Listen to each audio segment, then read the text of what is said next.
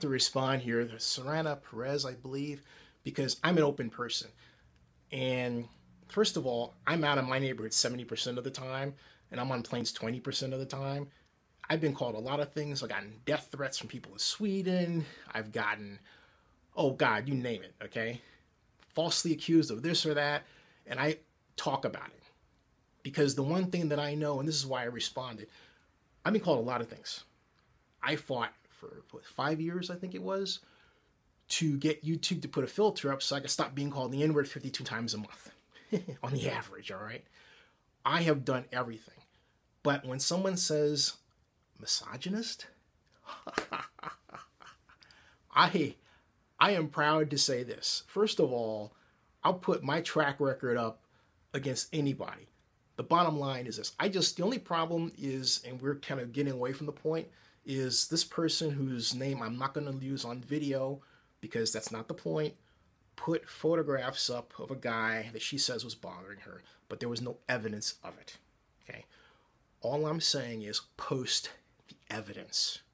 And the reason I say that is because we're, particularly in Oakland, the society is changing where people have these political issues, like someone says, I'm standing up for women, which I really question, as opposed to getting some sort of political yah-yah out. But the point is that there's a very quick desire to get on social media and defame the other person and have this war set up, all right? That's really a bad thing because people who do that don't want it done to themselves at all. It's a bad thing. See, I'm in media. I'm used to it. You know, I've been on YouTube since 2008, 2006, anything. I know in my heart, who I am, the people that I've helped, everything. Great.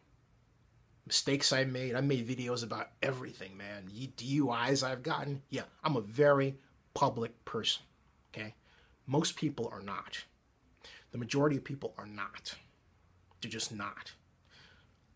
As far as women, what I want, when a person says they stand up for women, my point is this. The women that I know stand up for themselves. They're stronger than me. They're strong enough to lift cars in some cases. They're bodybuilders, they're power lifters, they're police officers, they're foreign service people, they're entrepreneurs. One of them is one of the top five women entrepreneurs in the Bay Area at one point. I know powerful women. Those are the women that I'm used to. Women that take charge. They don't talk about people behind their back.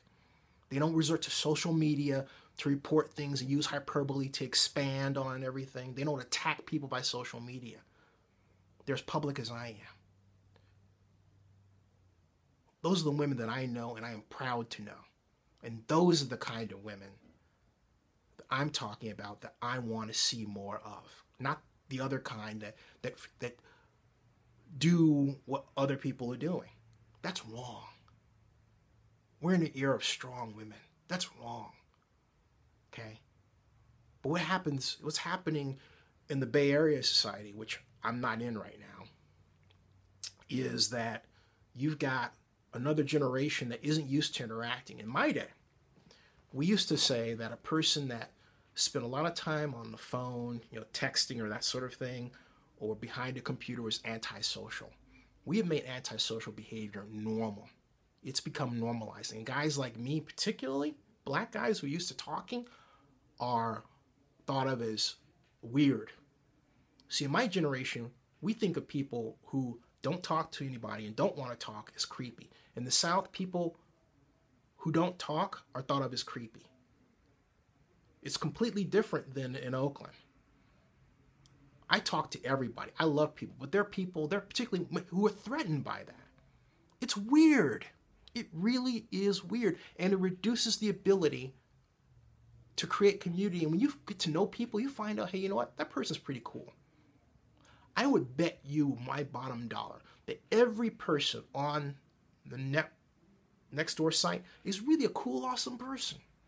But because, we take these issues and we use them to build narratives of each other that aren't true, and they stick. And then the other person's like, well, I'm not want to talk to that person because they said something to me on Nextdoor, which might cloud that person might have had a fascinating experience with Hillary Clinton or written this great book that they want promoted.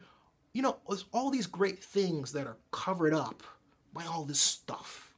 We got to stop that. Okay? That's all I'm saying. Oh, and I also said this. I told Alicia, if I see that guy, I'll interview him. I said that. You know, words like that seem to have sort of skipped over people. Okay? But I'm resorting to video to tell the story because I am not afraid to tell my story. At all. Okay? My whole point is you shouldn't be afraid to tell your story either. Just saying. You can point fingers at other people, but when it turns back to you, hey man, and I'm not going to do it. I don't have time. But I'm just saying that when you do stuff like that, you set up a climate for other people to do that back, and that's not a good climate. That's not healthy at all. I mean, why waste your time doing that sort of thing? Let's build a healthy community of people who are vibrant and happy and healthy and helping each other in a personal, real way. Where we're talking to each other, not texting. All right.